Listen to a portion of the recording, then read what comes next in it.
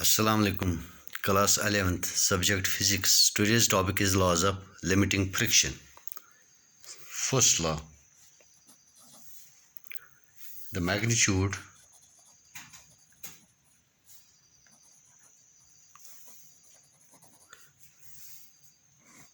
of limiting friction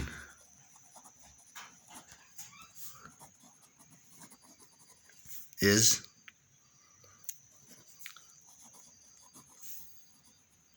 depends upon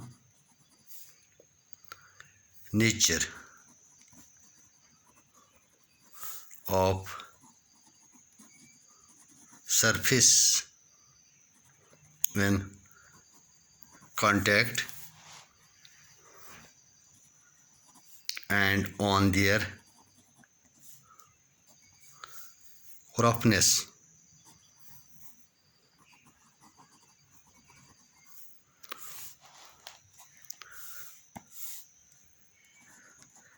It is independent of areas of surfaces in contact. This first law. Now second law, the force of friction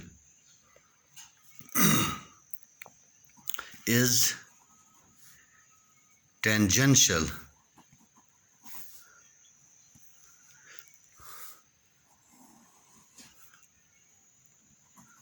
to the surfaces in contact and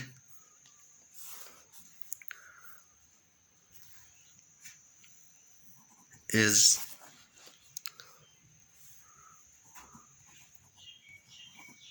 directed opposite to the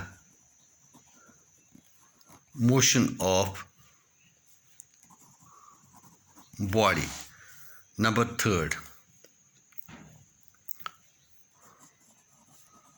the value of limiting friction is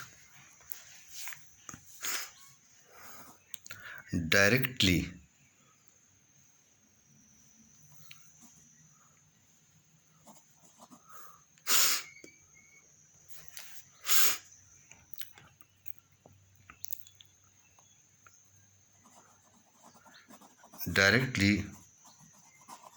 proportional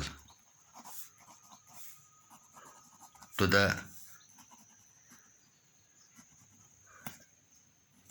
the normal reaction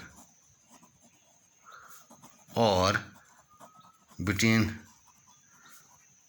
two surfaces. That is, F is proportional to R, which implies F is equal to some proportionality constant. Here we take mu or which implies mu is equal to F by R, which is limiting friction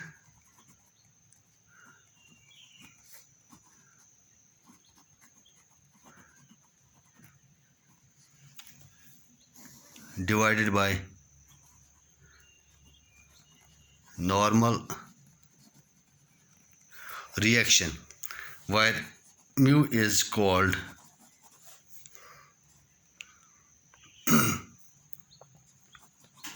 coefficient of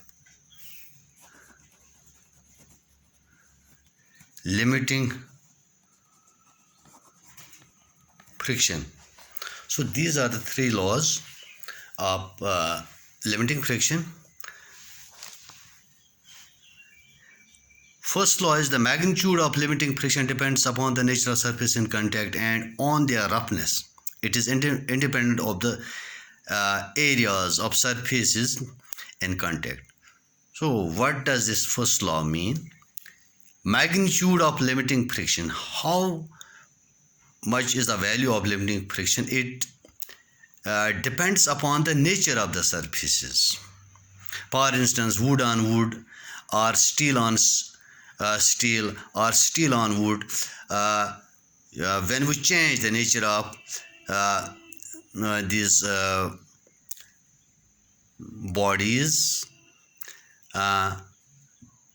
that friction, limiting friction also changes. The value also changes, but at the same time it is independent of the areas of the surface in contact. If we take, if there is area of surface in contact different in different cases, if we have two same objects, for instance wood on wood, and if we change, and their reference is same, and if we change the areas of surface in contact, the value of limiting friction does not change. Second law is the force of friction is tangential to the surface in contact. It is always tangent to the surface in contact, tangential direction, that is parallel, and is directed opposite to the motion of the body. Here body moves from left to right. This force of friction or limiting friction is from right to left. The value of limiting friction is directly proportional to the normal reaction or between them. This is the normal reaction. Here this is the block of wood, for instance. Its weight acts vertically downwards. As per Newton's third law, an equal and opposite force acts on this block by the surface, which is called reaction force or normal. Here we call it normal reaction. It acts perpendicular to the surface. This is called normal reaction. So limiting friction is directly proportional to the normal reaction, or F is equal to some proportionality constant mu into R, or mu is equal to F by R, limiting friction by normal reaction, where mu is called the coefficient of limiting friction. Now we'll try to explain these laws. Explanation of laws.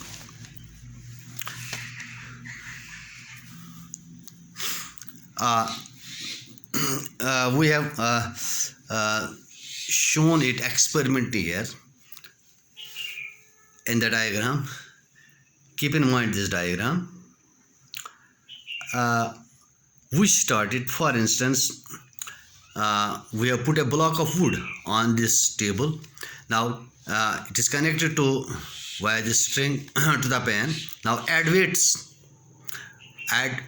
in this. We put certain masses in the pan, and we go on adding. A stage reaches when this when the block just begins to slide. So what is here? F, applied force. Applied force, if we have added a mass m in this pan and this just begins to start, then applied force is mass and acceleration due to gravity, that is F is equal to mg. And this now force of limiting friction is just equal to this, which is mg. What is the normal reaction? Normal reaction here is let mass of block is equal to capital M. Acceleration due to gravity is g, and what is the weight here? Weight W is equal to capital mg, acting vertically downwards, and normal reaction is equal and opposite to this. That means normal reaction weight actually is equal to mg, and normal reaction, or this is equal to mg. Now the value of this limiting friction Fs, this is just equal to this, if this is Fs, that is equal to, that is proportional to it is proportional to the normal reaction R. See here how we can establish this actually this third law, how this we can establish. For instance, we put here, we have already a single block here, we put an identical block, that means of same mass, over this first one and apply forces. Naturally we have to increase, we have this also here weight that will become twice, and normal reaction will also double twice, or we have to add here in the pan, we have to add in the first case we have applied M masses and it has just begin to slide. Now when we put another identical block of same mass on this, we have to add twice mass into this so that it can move, it can just slide. That means F is, in the second case we have increased this masses and F by R, but F, that means Fs is proportional to R. If we have increased, if the normal reaction gets doubled, this force of friction will also double.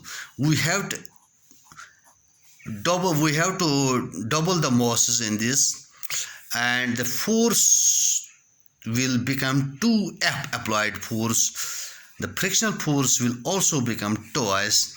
So Fs is directly proportional to R. That means as R increases, F force of friction also increases. But in all cases for same surfaces, Fs divided by R, that will remain, the ratio will remain same, mu.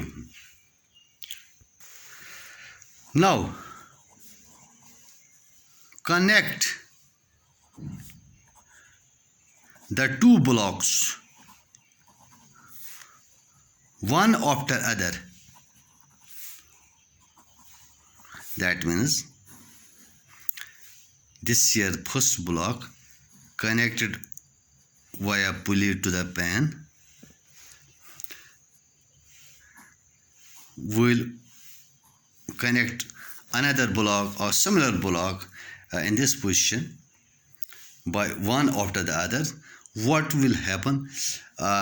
The area of contact now gets doubled, increases. In the previous case we have put the similar block over the first block, the area remained same, but in this case area has been doubled.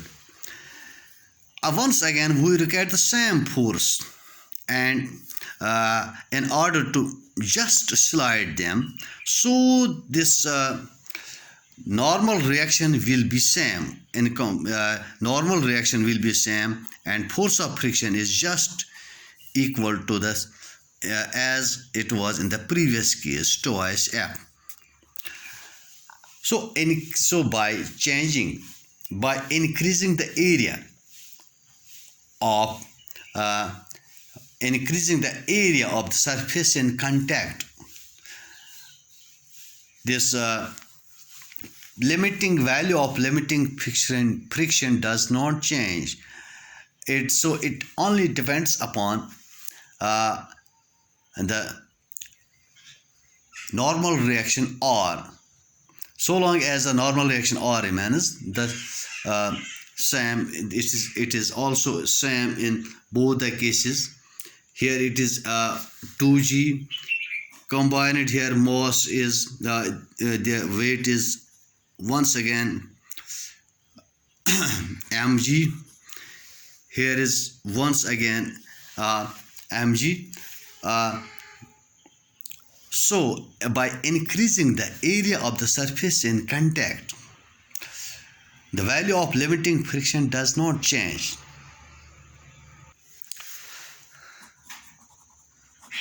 Finally, take blocks of we'll take blocks which are identical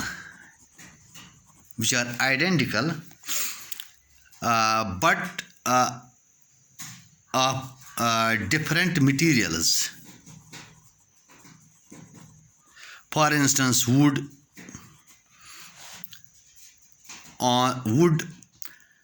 and steel. We'll place a wooden block, for instance, over this wooden table, and next we'll put for instance, a steel block on this wooden table. Keeping the roughness or smoothness of both the blocks same, it has been found that limiting friction depends upon the nature of the surface in contact. This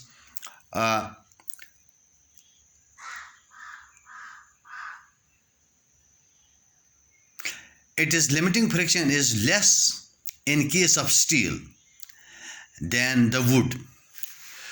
We have some values of mu for different